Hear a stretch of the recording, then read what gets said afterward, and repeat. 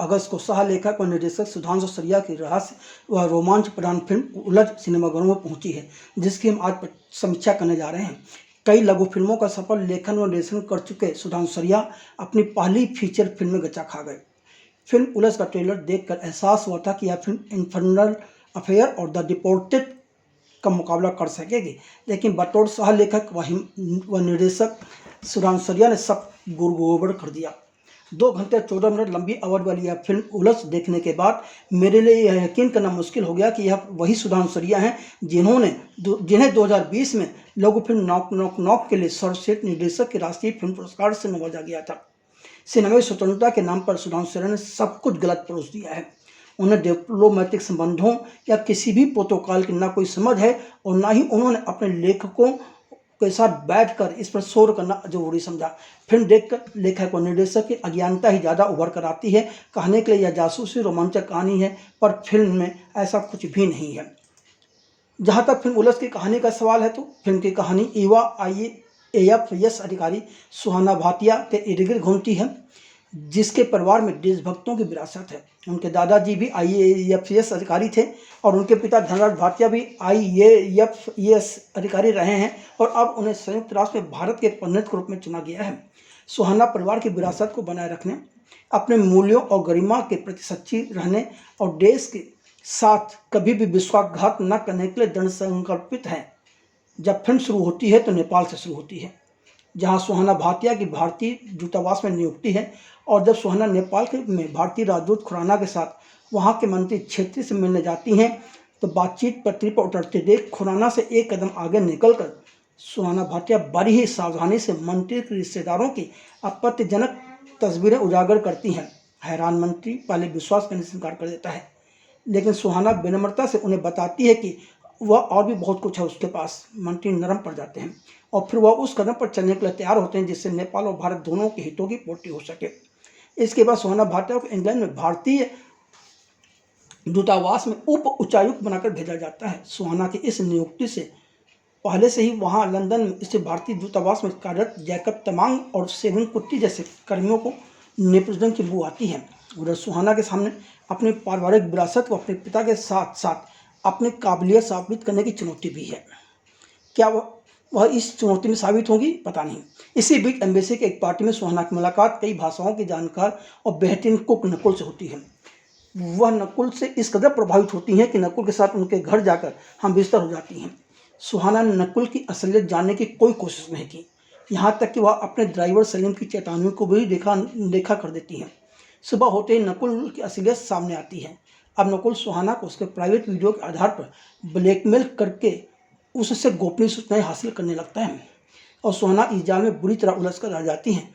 उधर पाकिस्तानी प्रधानमंत्री शाहजहां आलम आतंकवादी यासीन मिर्जा को भारत भेजने का ऐलान करते हैं, जिसके बाद भारतीय विदेश मंत्री मनोहर रावल उन्हें भारत के स्वाधीनता समारोह में आने का निमंत्रण देते हैं। नकुल के साथी दिमाग के जाल में फंसकर भारत की प्रतिभाशाली युवा राजनयिक सुहाना अब एक कठपुतली मात्र बनकर रह जाती हैं। उनकी वजह से भारत की कई गोपनीय जानकारियां और पाकिस्तान में राह के लिए काम कर रहे लोगों की पहचान भी उजागर हो जाती है। इसके बाद कहानी कई मोड़ों से होकर गुजरती है। मुसीबत में फंसे सुहाना को अंततः राह पिसल कुट्टी की ही मदद मिलती है। अब सवाल उठता है कि इस फिल्म को देखने के समय वह पैसा बर्बाद किया जाए या नहीं। चलिए हम आपको इस फिल्म से जुड़े कुछ पॉजिटिव और नेगेटिव पॉइंट भी बता देते हैं और इसके बाद आपके लिए निर्णय लेना आसान हो जाएगा। फिल्म की कहानी व पटकथा बहुत घटिया है। आप एयरपोर्ट या किसी भी साधारण सरकारी कार्यालय में बिना सुरक्षा जांच के नहीं घुस सकते, मगर इस फिल्म के लेखक व निर्देशक की समझ के अनुसार लंदन स्थित भारतीय दूतावास व राजदूत के घर वगैरह कहीं पर भी कोई सुरक्षा व्यवस्था नहीं होती। खुलेआम कभी भी कोई भी कहीं भी पहुँच जा सकता है। निर्देशक सुधांशु सरिया ने लंदन स्थित भारतीय दूतावास और उप राजदूत के घर जैसी अति संवेदनशील जगहों पर सुरक्षा और प्रोटोकॉल की जिस तरह से धज्जियां उड़ाई हैं, उससे यह कहानी अपनी विश्वसनीयता खो देती है। वाह क्या सिनेमाई स्वतंत्रता है। इस फिल्म को देखकर सभी IAFS के लोग सोचेंगे कि उन्होंने बेवजह ही पढ़ाई की। कहानी जब तक नेपाल में रहती है तब तक उम्मीद बनती है कि फिल्म में कुछ बेहतर देखने को मिलेगा, मगर 10 मिनट बाद जैसे ही सुहाना भाटिया लंदन पहुँचती हैं, पूरी फिल्म बिना किसी लॉजिक वाली फिल्म बनकर रह जाती है। नेपाल में सुहाना अपनी बुद्धिमत्ता का परिचय देती हैं, मगर इंग्लैंड में लंदन पहुंचते ही वह सारी बुद्धिमत्ता खो देती हैं। अब यह इंग्लैंड में उप उच्चायुक्त का पद मिलने की वो खुशी है या क्या है पता नहीं, लेकिन यह तय है कि इंग्लैंड में उप उच्चायुक्त का पद मिलते ही सुहाना अपनी बुद्धिमानी को तिलांजलि दे देती हैं।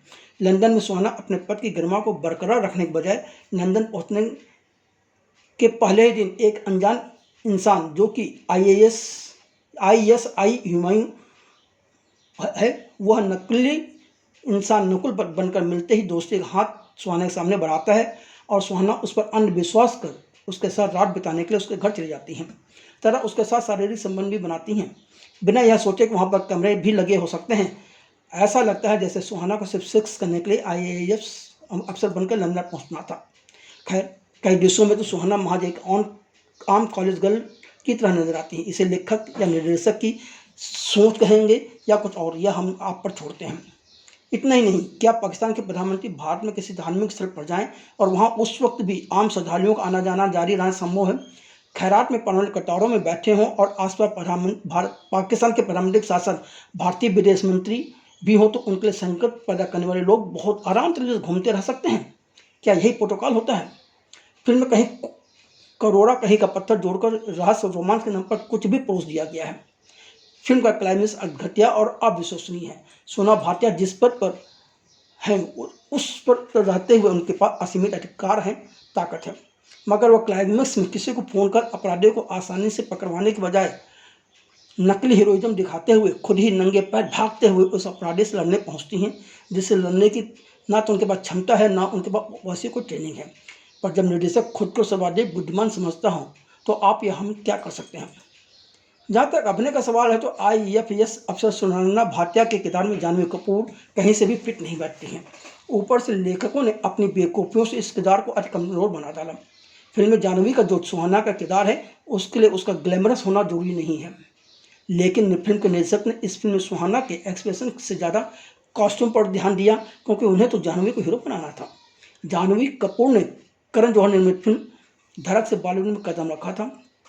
उसके बाद वह गुंजन सक्सेना, रूही, गुड लक जेरी, मिली जैसी महिला प्रधान फिल्मों में भी अभिनय करते हुए नजर आ चुकी हैं, पर कहीं कोई बहुत ज़्यादा प्रभाव अब तक उन्होंने नहीं डाला। उनके अभिनय में सुधार जो आना चाहिए वह भी नज़र नहीं आता। उनकी ज़्यादातर फिल्में बॉक्स ऑफिस पर ठीक ठाक नहीं रही। कुछ फिल्में OTT पर स्ट्रीम हो रही हैं। OTT की फिल्में कितनी पसंद की जा रही हैं, इस पर ठोस कुछ भी कहना संभव नहीं है। नकुल के किरदार में गुलशन देवैया एक बार फिर बेहतरीन कलाकार साबित हुए हैं। एक बहुभाषी चरित्र अपनी भाषाई चुनौतियों के साथ आता है, लेकिन देवैया इस कार्य के लिए तैयार दिखते हैं। सेविन जोसेफ कुट्टी के किरदार में रोशन मैथ्यू ने काफ़ी उम्मीदें बढ़ाई हैं। कमजोर किरदार होते हुए भी भारतीय विदेश मंत्री मनोहर रवल के किरदार में राजेंद्र गुप्ता अपनी छाप छोड़ जाते हैं। मयांक चौंग, राजेश तेलंग, अली खान, आदिल हुसैन और जमनी पाठक के जिम्मे करने के लिए कुछ नहीं था, फिर भी वह कहीं ना कहीं अपनी तरफ से कुछ नया डालने की कोशिश करते नजर आए। एक दृश्य में स्पेशल महिला कमांडोज की यूनिट हेड के किरदार में साक्षी तंवर आती हैं और अपनी छाप छोड़ जाती हैं। विनीत जैन निर्मित फिल्म उलझ का लेखन परवेज शेख और सुधांशु सिरा ने मिलकर किया है, जबकि इसका संवाद लेखन अंतिका चौहान ने किया है। फिल्म के निर्देशन की जिम्मेदारी सुधांशु सिरा ने खुद ही संभाली है। फिल्म में सुहाना भाटिया के किरदार में जानवी कपूर, उनके पिता धनराज भाटिया के किरदार में आदिल हुसैन, नेपाल में भारतीय राजदूत खुराना के किरदार में अरुण मलिक, नेपाल के मंत्री छत्री के किरदार में हिमांशु गोखानी, जैकब तमांग के किरदार में मियांग चैंग, सेविन कुट्टी के किरदार में रोशन मैथ्यू, नकुल के किरदार में गुलशन देवैया, पाकिस्तानी प्रधानमंत्री शाहजहां आलम के किरदार में रुशद राना, आतंकवादी यासीन मिर्जा के किरदार में हिमांशु मलिक और भारतीय विदेश मंत्री मनोहर रवल के किरदार में राजेंद्र गुप्ता नजर आएंगे।